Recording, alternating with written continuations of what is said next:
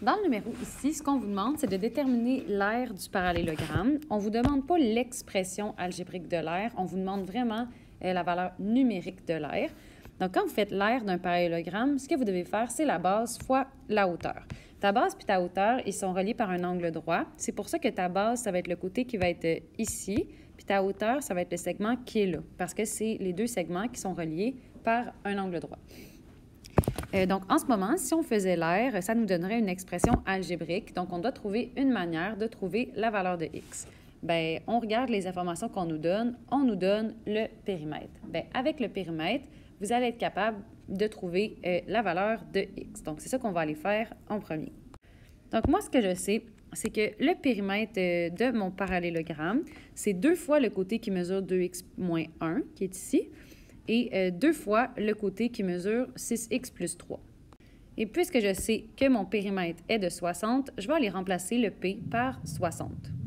À partir de là, ça me fait une équation que je peux résoudre pour aller trouver ma valeur de x. Donc, en premier lieu, j'ai distribué le 2 dans les parenthèses. Après ça, je vais rassembler mes termes semblables ensemble. Maintenant, je souhaite aller isoler mon x, donc je vais annuler le plus 4 en faisant 1 moins 4 des deux côtés de mon égalité. Donc, je vais obtenir 56 est égal à 16x. Et finalement, je vais diviser par 16 des deux côtés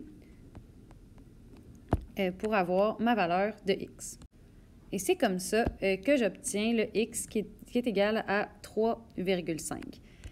À partir de là, vous pouvez aller trouver la vraie mesure de la base de votre parallélogramme, la vraie mesure de la hauteur de votre parallélogramme et de les multiplier pour obtenir l'aire de mon parallélogramme.